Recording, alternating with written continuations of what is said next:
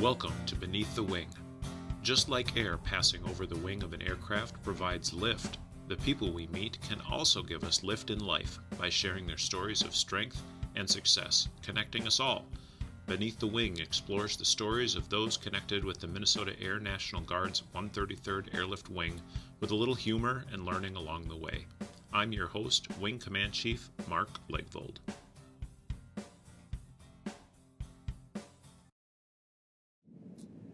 Joining me today on Beneath the Wing is Technical Sergeant Elias Straw. Elias works in a shop called GAC, which doesn't sound appetizing, but I guess it's pretty cool work to do here in our maintenance group. He's a self-described gamer nerd, works with us here full-time, just recently hired full-time, and just got back from a week-long encampment for the Civil Air Patrol. Welcome, Elias. Thank you, Chief. All right, we're going to get into the nerdy stuff, but first let's start with the unappetizing thing. Can you explain what is a GAC? GAC stands for Guidance and Control. So it's it's in the maintenance group working on the C-130s, and it's part of the avionics shops. So we have guidance and control and ComNav, or communication navigation systems, as well as the ECM systems. What's an ECM? Electronic countermeasures, so Okay. flares, and some of the other systems on the plane as well. Okay. But guidance and control, what we work on has to do with all of like the indicators that you see at the front of the plane, all those gauges, and all the parts that transmit to those, provide the information to those gauges, and that's a big part of what we do. All right. So it's like sensors talking to the dashboard of your car. yeah, basically. And we interact with every part of the plane. Engines, we're in the part of the hydraulic shop. We reach out to all the flight surfaces, so your flaps, your elevators, all of that. We also work heavily with the flight director system, which is kind of where you input your waypoints wherever you want to go, and then flight director tells the plane where to go, what your bearings are and stuff. And when you couple that with autopilot, it flies itself. So, Almost flies. Yeah, all almost. we need is people that know how to land it and take off, right? Yeah. Give or take, right? It sounds like interesting work. Is that the job that you chose when you came into the Air Force? I initially joined in the ComNav shop, so and that was about 7 years ago now, six and a half, 7 years ago. So that's where I enlisted, and then I spent about 5 years in ComNav before I got a full-time position out on the base here and switched over to GAC. Okay, so you're on your second job out here. Yep, second job, second enlistment. All right. And both are working in maintenance, both work on the planes, both are kind of electronic in nature, am I right? Correct, Okay. yes. But you had to literally go to a whole new tech school, didn't you? No, so that's the nice thing about avionics is that the first half of our tech school for GAC and ComNav is the same. So then the only thing that changes is kind of some ComNav specific systems and some GAC specific systems. But the theory for all of our systems are the same, just electronics, how to do wiring, soldering, all of that, how to troubleshoot, and some theory. So the only thing that changes is theory of operation of some of the systems. Otherwise, the maintenance side of things is all going to be pretty much the same. So we were able to kind of waive the process to swap from ComNav to GAC. Okay. As far as the tech school goes. Is there a lot of troubleshooting and problem solving that goes into this, or is it pretty much you automatically know what's going on if something's broken? Well, the longer you're in the job. So for myself, I've been here for a few years, so I've gotten a lot better at kind of knowing and the diagnosis for things right away. But there's still a lot of troubleshooting. So that's kind of what makes the job so interesting, is that you could have a completely new problem that you haven't seen in, for me, 7 years. For some of my coworkers, 20 years. We'll still see new problems that we haven't seen before, especially as our planes age. And so we generally have an idea of what systems. That's where the theory of operation, understanding our systems, comes into play, because the more we understand, the easier it will be to pick the box. It's going to fix it, but if you don't know anything, the troubleshooting new problems gets to be really difficult. So that's what's fun about it. It's like a big puzzle. Yeah. And as you see new problems, it's like, okay, I think it might be this box, but really we haven't explored this yet. So it could still be a wire, or and then sometimes you have to learn throughout the process. So it's fun. Sure. When you joined us straight out of high school. Yep. Right out of Bemidji Go Lumberjacks, right? Yep. Right out of high school, and you kind of came into this. I'm gonna call it a nerdy career field, for lack of a better term. Yeah. What are the characteristics? What would you suggest if somebody's interested in a job like that? What kind of person does it take to do that really highly specialized electronic kind of career field? Yeah, I think someone who's kind of driven to solve problems, someone who likes to solve, problems that are a little bit maybe not so face value as far as like, one shape fits into the other, but you have to look at a puzzle piece, and you have to be able to. You may not even know what puzzles you're working with, so you have to be able to be willing to research what you're working on, and so someone who's kind of interested in learning, solving a lot of problems, technical problems, and I think a lot of that comes from maybe being self-driven a little bit too. But I think to be the most successful, you kind of have to just be a person who likes to solve problems. And has fun maybe doing puzzles or whatnot. Sure. One of the puzzles that you kind of had to solve coming right out of high school, you joined us, but then you got back from tech school and you started college right away at the North Dakota State University, right? Yep. What was that like, balancing college and a new military career for you? Well, for me, it wasn't so bad. I kind of was able to personally, honestly, the hardest part was traveling from North Dakota to base every once a month, especially since I'm a generally tired person, so that after Sunday drive home was always a struggle. But I think for working out here, just having the dates ahead of time just makes for me, it was really easy to juggle, and the teachers I worked with were pretty understanding of whenever I had to go on trips or the exercises we had to do, stuff like that. So I never, had too much trouble with it. I will say, I did do a semester before I left for tech school at St. Thomas. All right. So I loved that place, but I didn't get any of the benefits because I hadn't been to basic yet. Oh. So the Guard's great for paying for your school after you've gone to basic. Understand, and Yes. a very excellent point too, Yeah. right? So started out at St. Thomas Land, but you majored in math and statistics, right? Correct, yes. How does that major help you in the job that you're doing right now with us? Because you're a full-time worker with us, Yep. Full-time technician military, which is awesome, and there are a lot of great perks that go along with that. Can you talk about how you use your major in your current career? Yeah, so I think what draws me to math and then statistics as well is just getting those new problems.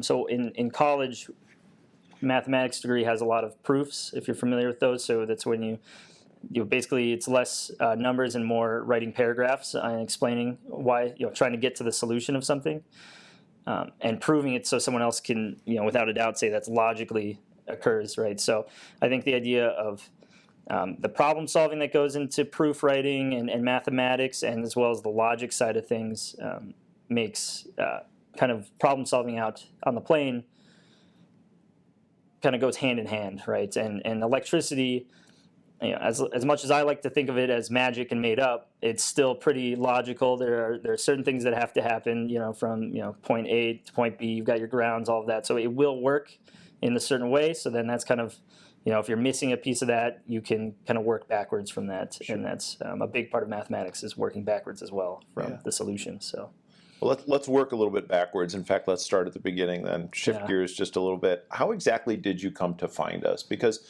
Bemidji they're a pretty military-friendly community, but they're pretty far away from the Air National Guard and the Air Force. So how did you come to join the Air Force and the Air National Guard? Yeah, it's a good question. I knew I wanted to join the military in some capacity for a long time, so that was always going to be a goal of mine. Whether or not I was going to be active duty, officer type or something, try to do that through college. But one of my best friends from Bemidji, how he discovered the Air National Guard, I have no idea. But he's a few years older than me, so he had joined the medical group. Then he, after talking to me for a year, he just was convinced me to roll up with him one weekend and check out the recruiting officer. So Sergeant Ringwelski was my recruiter. And after that, that's kind of how I got pulled into it, was my friend pulled me into it, and then I just stuck with it, and so far it's been great. Yeah. You mentioned that you always wanted to be in the military. When do you think that really started for you? Probably when I was really young. My dad was in the Marine Corps for an enlistment or two, and so and I've always looked up to him. So I was originally going to join the Marines for like 2 years back when I was 10, and then I quickly started to shift away from that. So yeah, didn't want to do all of the push-ups and running, just a little bit of the push-ups and running. And that is what the Air Force is good at, just doing a little bit of the pushing and running. Push-ups and running, and the hotels. So that is a perk, isn't it? We do try to take good care of folks. One of the things that I've learned about you, Elias, is that you have been and continue to be really active and engaged with the Civil Air Patrol. And the Civil Air Patrol is this organization that, having been in the military for over 30 years, I didn't really know a whole lot about. Can you tell us a little bit about what the Civil Air Patrol is, how you're involved with it, and why it's a great organization to be a part of? Yeah, absolutely. So kind of like how the Air National Guard is one of the best kept secrets for adults, I think Civil Air Patrol is the same thing for kids of between the ages of 12 and 21. It's a great organization that's actually a part of the total force. So it gets a lot of its funding, all of its funding, through the Air Force. It gets allocated airplanes to be used and stuff, and other equipment. So, I got involved when I was 12, and I've been helping ever since. So reaching, 13 years now. It's a great program to get kids involved in aviation while wearing a military-like uniform. So that right now we're wearing ABUs, so to kind of get them in that mindset. I miss the ABUs so much, don't you? Yeah, no, not quite.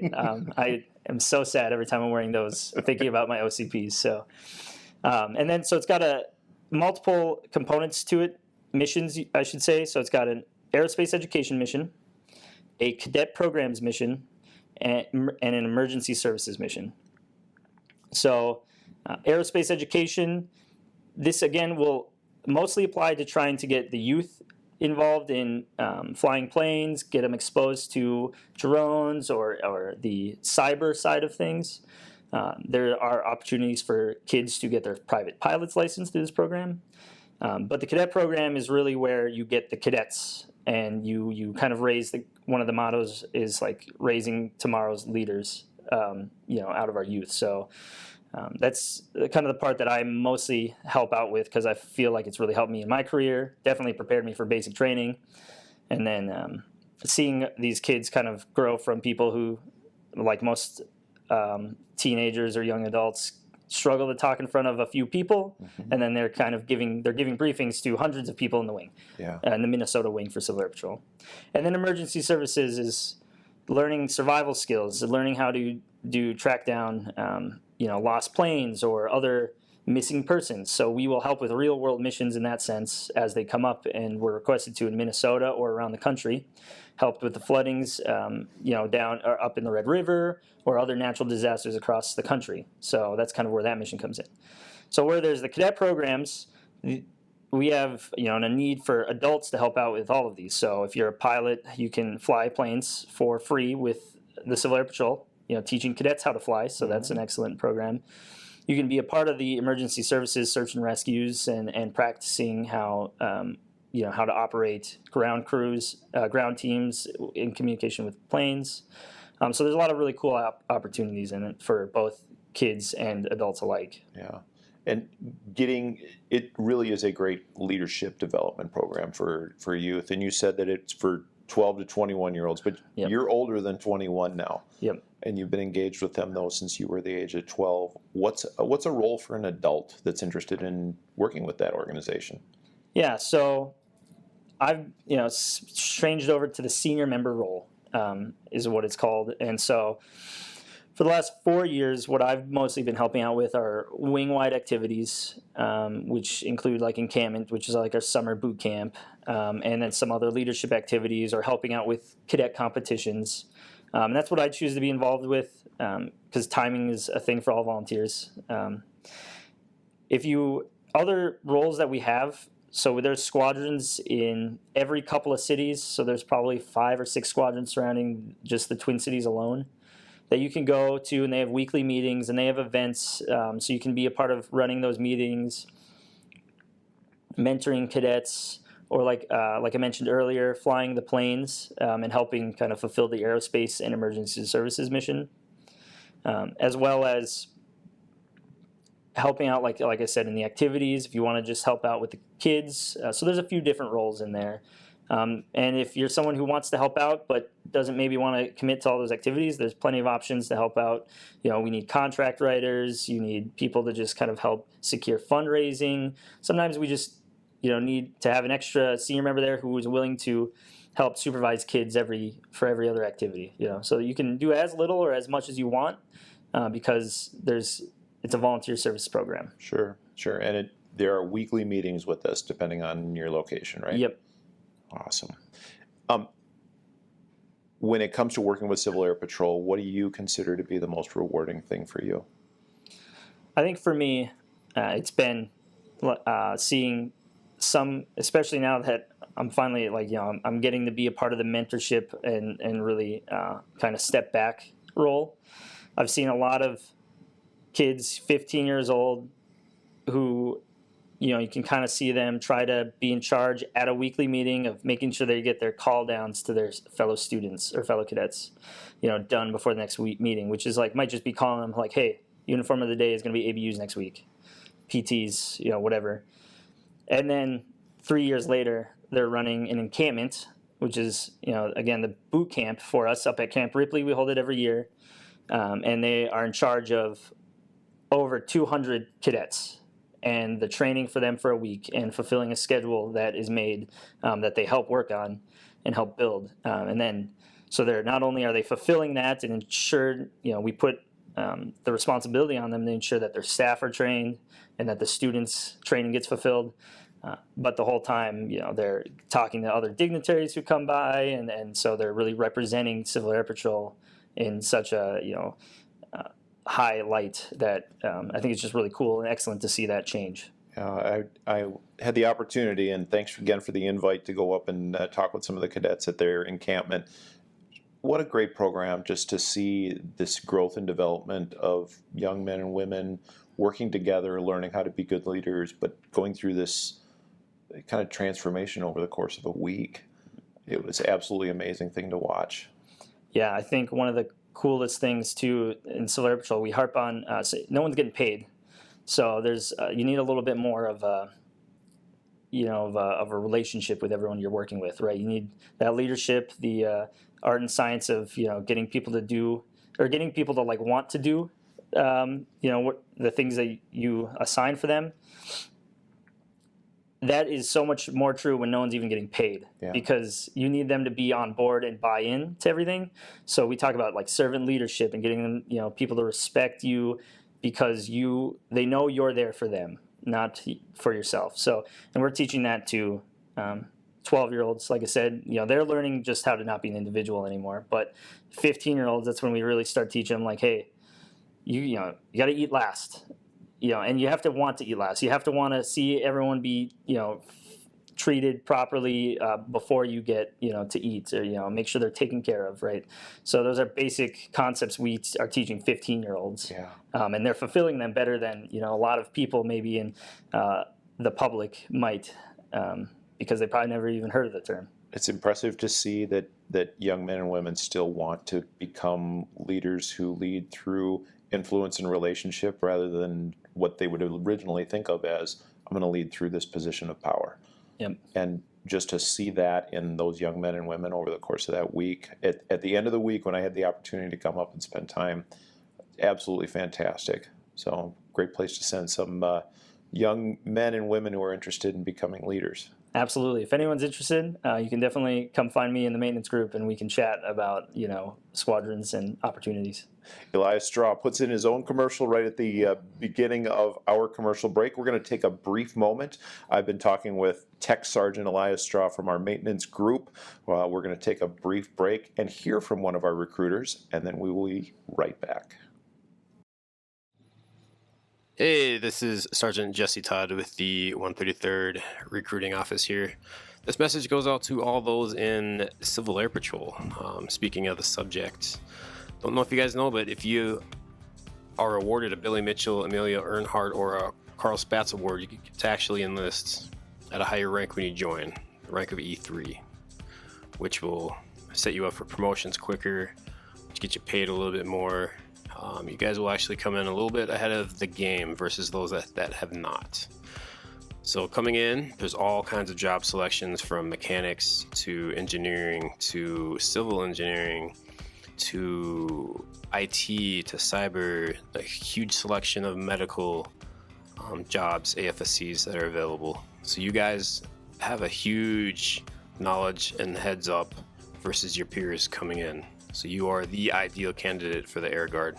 Please call me 612-505-6799 for more information and details on jobs that currently have up to a $15,000 sign-on bonus. Not to mention, every job has at least a $5,000 sign-on bonus until the end of October. So please give me a call, 612-505-6799 for more details. Thank you. Hey, thanks, Sergeant Todd, and I hope people take to heart his good message during our commercial break. I'm visiting with Tech Sergeant Elias Straw from our maintenance group. He works in the GAC shop, which now sounds appetizing to me. Come on, that was funny. Yeah, I mean. Okay. Elias, you're getting ready to deploy this fall, and you're going to go off and do the Air Force's work in a deployed location. What's the biggest challenge in getting ready to leave? Well, I'm married, so I think just kind of us getting everything ready for the fall months, hoping, it's not too snowy before I come back, but just making sure everything's kind of lined up. We have any plans, letting any friends know, like, hey, Cleo, my wife Cleo might reach out and want to, so just kind of getting all that set up is kind of the biggest thing that we worry about, or I worry about going into deployment. How would she answer that question?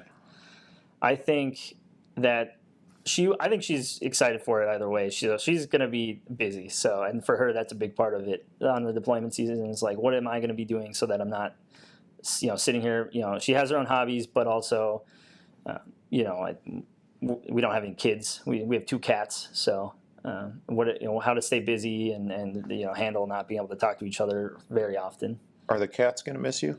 I think so. I think my big cat Atticus, he loves to cuddle. So, and he mostly loves to cuddle with me, not Cleo. That's going to be tough. Yeah. Hard adjustment. Yep. We do try to do a lot of work on the military side, taking good care of our families. And you mentioned, her getting ready for you being gone and you getting ready to be gone kind of involves that. Hey, if my wife reaches out, what kind of family support structure do you feel most connected with when it comes to your maintenance group and your shop? Well, we're all really good. My coworkers and I, we're all very good friends, I want to say, on the outside of work as well as in work. So one of the coworkers will host a get-together every couple of months at someone's house. So they all kind of know each other very well. So it's kind of one of those things. It's like anyone can reach out and ask for help or just whatever their needs might be. Yeah. It's nice to have those relationships with people where you work. Absolutely. Speaking of that, I walked into the GAC shop. Maybe it was the ComNav shop the other day, and it was just at the tail end of their work break. And there was this game that I didn't completely understand, and you kind of admitted you're kind of a gamer nerd. I did that in the initial intro. Yeah. What got you into that? Yeah, so that game we were playing is called Magic the Gathering. Honestly, I used to have a bunch of cards when I was little, and I hadn't touched them for 15, 16 years. And then I showed up to work, and my supervisor had a bunch of Magic cards. And I was like, I have those. I should bring mine back in. So I still had them. And so then, that was a few months ago. So then we all were like, well, let's all spend more money on this fun game and, be able to hang out more and interact with each other. So it's fun. It was great. I mean, the old timers would sit around, drink a cup of coffee and complain about stuff. And here you guys were, this kind of young shop playing Magic the Gathering. Yep, Magic the Gathering. All right, absolutely. What's the goal in that? To kill your opponents. To bring their life total to 0. So that's pretty much the goal. Bring their life total to 0. Yep. I'm going to write that down next time I need a euphemism for that. Yep. Yeah. Awesome. another, good testament to just the closeness that, you develop these bonds and relationships over the weirdest things. And the military or Civil Air Patrol or Magic the Gathering is just one of those weird things that we do that. Yeah, it's funny you mentioned it too, because before Magic, it was spades. Played a lot of spades for a year before. And then before spades, it was hearts. And before hearts, it was some other card game that was more basic. So we've just been upgrading, the level of complexity in the card game. I have no idea what would be next. Yeah, I have no idea either, but I can't wait to find out. So. All right. Well, let's do some fast questions. You ready for this? Yep. Elias is one of those people that actually admitted he's listened to the podcast, so he already knows what's in store for him. You a cat or a dog person? Cat. Why did Taylor Swift name her 5th album 1989? I'm not that much of a Swiftie. I'd have no idea. That's okay. Just shake it off. You're right. It was her birth year. Yeah. Nice job. Yeah. Best musical show you've seen? I've not seen any in person, but my favorite is actually Rocky Horror Picture Show. So nice. Yeah. How often do you skip leg day? I don't skip leg day. All right. Let's do the time warp again and go. Best heavy metal song? Best heavy metal song is going to have to be Beast and the Harlot, Avenged Sevenfold. Okay. I think that's heavy metal. And one of the cadets asked me that, and I was like, okay, we'll see what your answer was going to be. What's the first thing you'd buy if you won the lottery? If I won the lottery, the first thing I would buy would be a new car. It'd be a truck. The right answer was whatever my wife wants. If you could eat one food for the rest of your life, Elias, what would it be? Burgers. I would eat a burger. Right Does that on. count as a food? Yeah. Okay. Yeah. All right. So, historical figure that you most admire? Well, I mentioned Alexander Hamilton before because I've been on an Alexander Hamilton kick, so I think I'll just stick with that. I think he's kind of that American dream figure, and he did a lot for the formation and foundation of our current government. All right, so let's just say you and Alexander Hamilton are sitting around having a Sad Adams beer. Yeah. Good beer. Yeah. Out east there somewhere. You both have a lot of interests in life. I mean, he had a ton. Yeah. So do you. What would you guys talk about? Well, I think I'd be asking him the questions about all of the decision making he went through to get to the kind of federal. He was a federalist, right? So ask him what his thought processes were and kind of get him to explain, maybe some of the Federalist Papers, which I haven't read too much of, but the ones I have read just leave me very confused. So I think I would just be asking him questions the whole time. And then after that, maybe I'd try to get him to play some, silly game that I enjoy and see if I can beat him in that, and then say I beat this genius at a game, that he doesn't understand. Yeah, that might be really helpful. Yeah. So you're right. A lot of stuff in his life worth asking questions about. What did his life teach that we could all apply today?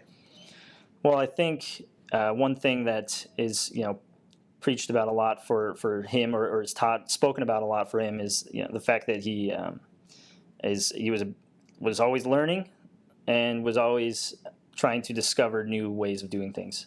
So I think that mostly the always learning part is the part that I think would be a good lesson for anyone, for everyone really, is just reading a lot and then trying to maybe kind of think about how whatever you're reading, even if it's fictional, just like how it fits into the world and how you can move, change your perspective. Sure.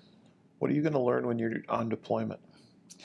I haven't decided that yet. I was thinking about trying to study for a second actuary exam because that was my stats and statistics background, was pursuing that. So I was like, I might study for a second one of those. Otherwise, I'll probably listen to some audiobooks about World War I. That's been my latest kick in the history buff realm. Nice. But I think that it's one of those two. Yeah.